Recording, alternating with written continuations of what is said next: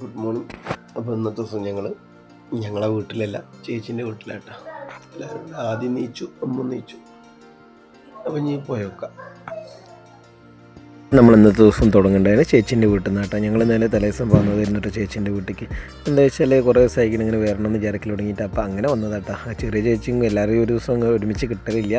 അങ്ങനെ ചേച്ചീൻ്റെ വീട്ടിലെത്തി. അവിടെ ആദ്യമോ അവിടെ ലൈറ്റ് ഉണ്ട്, ഒരു പ്രത്യേക തന്നെ ലൈറ്റ് ഇട്ടാൽ അളിയൻ ഇവിടുന്ന് കോയമ്പത്തൂരിൽ നിന്നൊക്കെ കൊണ്ടുവന്നതാണ് തോന്നുന്നുണ്ട്. അപ്പോൾ അതായിട്ട് ഇങ്ങനെ കളിച്ചുകൊണ്ടിരിക്കുക കേട്ടോ, ആൾ ലൈറ്റ് ഇട്ടുകൊണ്ട്. അങ്ങനെ ഞങ്ങൾ അവിടുന്ന് ചായയും കാര്യങ്ങളൊക്കെ കഴിച്ച് ചായയുടെയൊക്കെ കഴിഞ്ഞിട്ട് പിന്നെ നമ്മൾ അവിടെ നിന്ന് ഇറങ്ങിയിട്ട് ഞാനാണ് ഒറ്റയ്ക്ക് ഇറങ്ങി. ആദ്യം ഓരവിടെ ഉണ്ട്. അത് കഴിഞ്ഞിട്ട് ഞാൻ എന്താ വെച്ചാൽ എനിക്കൊന്ന് രണ്ട് കാര്യങ്ങളൊക്കെ കല്ലിൻ്റെ പൈസ കൊടുക്കാനും അതും കാര്യങ്ങളൊക്കെ ആയിട്ടുണ്ടായിരുന്നു കേട്ടോ.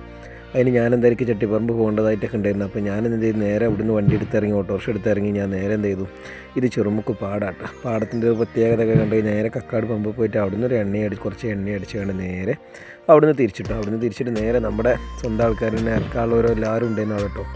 അങ്ങനെ ഞാൻ അവരൊക്കെ കണ്ട് അവർക്കും പൈസ കൊടുക്കാണ്ടായിരുന്നു. അത് കൊടുത്ത് നേരെ പോന്നിട്ട് ഞാൻ എന്താ വെച്ചാൽ ഇനി പോകാനുള്ള എനിക്ക് ഒരു ബാറ്ററി ഉണ്ടായിരുന്നു സർവീസിന് കൊടുത്തിട്ട്. അപ്പോൾ അത് വാങ്ങിച്ചിട്ടായിരുന്നു കേട്ടോ. അങ്ങനെ അത് വാങ്ങാണ്ടതിന് മുന്നേ തന്നെ ആദ്യം കല്ലും പൈസ വേറൊരാൾക്കും കൊടുക്കണ്ടായിരുന്നു, കടലയ്ക്ക് കൊടുക്കണ്ടായിരുന്നു. കടലിൻ്റെ അടുത്ത് കൊടുത്തു. ചട്ടിപ്പറമ്പ് പോയി തിരിച്ച് വരുന്ന വരവിൽ അങ്ങനെ സലീമാക്കാവും കൊടുക്കാണ്ടായിരുന്നു. സലീമാക്കാൻ്റെ പൈസയും കൊടുത്ത് വന്ന ആളാണ് സലീമാക്ക ഓട്ടോയിൽ. അങ്ങനെ മൂപ്പര പൈസയും കൊടുത്തു. അങ്ങനെ അത് കഴിഞ്ഞിട്ട് ഞാൻ നാട്ടിലേക്ക് എത്തിയേക്ക് നമ്മുടെ വണ്ടീൻ്റെ ആകടത്തം കിടക്കുന്നു കേട്ടോ. ഇഞ്ച ഊരാൻ വേണ്ടിയിട്ട് കുറേ ദിവസമായി സൈറ്റിൻ്റെ അടുത്ത് കൊണ്ടുപോയിട്ടിട്ട്. അപ്പോൾ ആകടത്തം അങ്ങനെ വീട്ടിലേക്ക് തിരിച്ചു വന്നതിന് ശേഷം ഞാൻ അവിടെ നിന്ന് എന്ത് ചെയ്ത് നേരെ ചേച്ചീൻ്റെ വീട്ടിലേക്ക് ഇനി പോകലിട്ട് അങ്ങനെ ഓട്ടോ എടുത്ത് വന്ന് ചെറുമുക്കുന്ന കുറച്ച് മിഠായി വാങ്ങിയിട്ട് പിന്നെ നേരെ വിട്ടുട്ടോ ചേച്ചിയുടെ വീട്ടിലേക്ക്.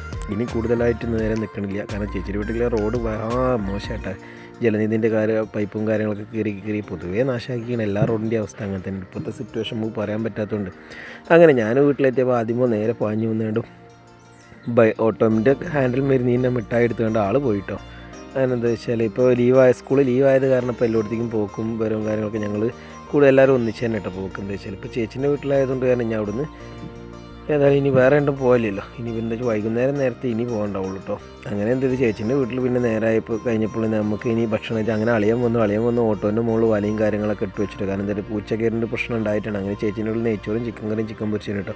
അങ്ങനെ മണ്ഡലം 41 ഉണ്ടാക്കിയ പ്രസാദമാണ് ഇപ്പോൾ ഇതേ കാണുന്നത് കേട്ടോ.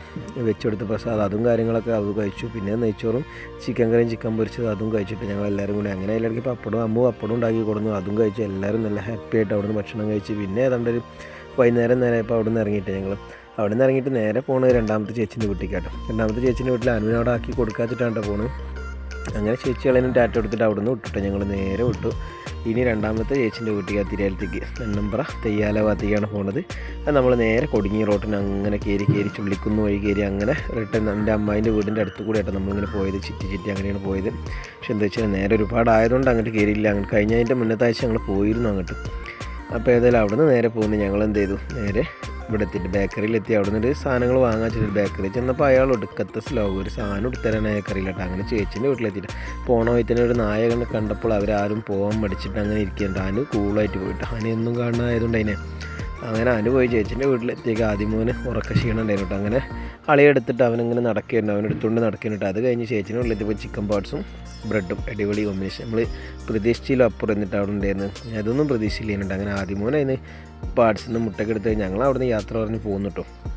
അങ്ങനെ ഇനി നമ്മളെ റൂട്ടിലേക്കാണ് പോകുന്നത്. അതിന് മുന്നേ തന്നെ നമ്മൾ ചേച്ചിയുടെ വീട്ടിൽ നിന്ന് ഇറങ്ങി പിന്നെ ഇനി തെയ്യാലയ്ക്ക് അങ്ങാടിയിലെത്തി. അങ്ങാടിയിൽ നിന്ന് കുറച്ച് സാധനങ്ങളും കാര്യങ്ങളൊക്കെ വാങ്ങണം. ഫ്രൂട്ട്സ് വാങ്ങേണ്ടതിന്, കുറച്ച് കപ്പ വാങ്ങേണ്ടതിന്, ഇതൊക്കെ വാങ്ങേണ്ടത്. കപ്പ പറയുമ്പോൾ നമ്മുടെ നാട്ടിൽ പൂള അതൊക്കെ വാങ്ങേണ്ടതിന്. അതൊക്കെ കഴിഞ്ഞ് വാങ്ങിയിട്ട് നേരെ നമ്മൾ വീട്ടിലേക്കായിട്ട് പോകുന്നത്. അങ്ങനെ വീട്ടിലെത്തിയതിന് ശേഷം നമ്മൾ എന്ത് ചെയ്ത് കൊണ്ടുവന്ന സാധനങ്ങളും കാര്യങ്ങളൊക്കെ നേരെ വണ്ടിയിൽ നിന്ന് ഇറക്കി കഴിഞ്ഞിട്ട് അങ്ങനെ ഇവരെല്ലാവരും വണ്ടിയിൽ നിന്ന് ഇറങ്ങിയതിൻ്റെ ശേഷം എന്ത് ചെയ്ത് നമ്മൾ ഇനി ഏതായാലും ഒരു സ്ഥലത്തേക്ക് പോകേണ്ടതായിട്ടുണ്ട്. അങ്ങനെ നേരെ എന്ത് ചെയ്ത് നമ്മൾ വണ്ടിയിൽ സൈഡാക്കിയിട്ട് നേരെ നമ്മൾ ഇറങ്ങിയതിൻ്റെ ശേഷം കിച്ചണിൽ ചെന്ന് നോക്കുമ്പോൾ സാധനം ഉണ്ട് അവിടെ ഭക്ഷണം കഴിച്ചുകൊണ്ടിരിക്കുന്നുണ്ട്. അങ്ങനെ ഞാൻ നേരെ എടുത്തുകൊണ്ട് അവിടെ ഓട്ടോ നിർത്തിക്കൊണ്ട് ബൈക്കായിട്ട് വീണ്ടും ഇറങ്ങിയിട്ടാണ്. അങ്ങനെ അവിടുന്ന് നേരെ പോയത് എന്താ വെച്ചാൽ കുളപ്പുറം ഭാഗത്തേക്കാട്ടെ. നമ്മൾ കുളപ്പുറത്ത് നിന്ന് കക്കാട്ടിൽ നിന്ന് ഏതാണ്ട് കുളപ്പുറം വരെ റോഡ് നല്ല ബ്ലോക്കാട്ടെ. അതേമാതിരി കുളപ്പുറം ടു കൂരിയാട് വരെയും നല്ല ബ്ലോക്ക് എന്ന് പറഞ്ഞാൽ ഈ രാത്രി സമയങ്ങളിൽ എയർപോർട്ട് ആവശ്യങ്ങൾക്ക് പോകുന്നവരൊന്നും ശ്രദ്ധിക്കുന്നത് നല്ലതാണ്. അങ്ങനെ നമ്മളവിടുന്ന് നമ്മളെ സർവീസിനെടുത്ത ബാറ്ററി എടുത്തതിന് ശേഷം നമ്മൾ നേരെ പോകുന്നുട്ടോ കുളപ്പുറം വഴിയായിട്ട് പോകുന്നത്. കുളപ്പുറത്ത് എത്തിയതിന് ശേഷം എന്തായിരുന്നു ഈ ഒരു ബ്ലോക്ക് അത്രത്തോളം ബ്ലോക്ക് എന്ന് പറഞ്ഞാൽ കൂരിയാട് കുളപ്പുറം ഭാഗങ്ങളിലൊക്കെ എയർപോർട്ട് ആവശ്യങ്ങളൊക്കെ പോകുന്നവർ മാക്സിമം പോക്കറ്റ് റോഡ് പോയി പോകട്ടെ.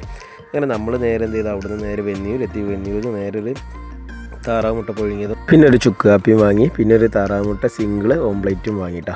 ഇത് രണ്ടുമാണ് ഞാൻ അവിടെ നിന്ന് കഴിച്ചു കേട്ടോ. എന്താ വെച്ചാൽ ഞാൻ എപ്പോഴും അവിടെ പോകുമ്പോഴൊക്കെ ഒട്ടുമിക്ക ദിവസം ഞാനും വൈഫൊക്കെ അതേപോലെ ഞങ്ങൾ പോകുന്ന സമയത്തൊക്കെ സാധാരണ ഇങ്ങനത്തെ കടകളിൽ തന്നെയാണ് കഴിക്കലിട്ടാ. അപ്പോൾ നമ്മൾ സിമ്പിളായിട്ട് ഭക്ഷണം കഴിച്ച് സാധാരണ രീതിയിലൊക്കെ നമ്മൾ അടിച്ച് പൊളിച്ച് ജീവിക്കണമല്ലേ, അതല്ലേ നമ്മളൊരു ഹാപ്പി. അങ്ങനെ ഞാനത് അവിടെ നിന്ന് കഴിച്ചതിന് ശേഷം ഞാൻ അവിടെ നിന്ന് പോകുന്നു കേട്ടോ.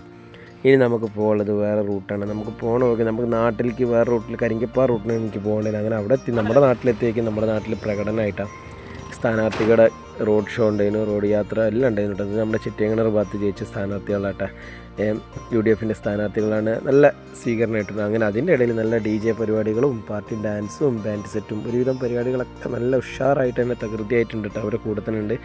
അങ്ങനെ ഇരിക്കെ നമ്മുടെ ബഷീർ ഖാൻ്റെ വകയാണ് എല്ലാവർക്കും അവിടെ ഉള്ള ഒരുവിധ ആൾക്കാർക്കൊക്കെ വെള്ളം കൊടുത്തിട്ടുണ്ട് കേട്ടോ. അപ്പോൾ നമ്മുടെ നമ്മുടെ അയൽവാസി കുഞ്ഞുമാണ് വെള്ളം കൊടുത്തിരുന്നത്. അപ്പോൾ കുഞ്ഞു പറയുന്നത് ബഷീർ ഖാൻ്റെ വകയാണെന്ന് പറഞ്ഞു. എന്തിരുന്നാലും സന്തോഷമായി പോയി.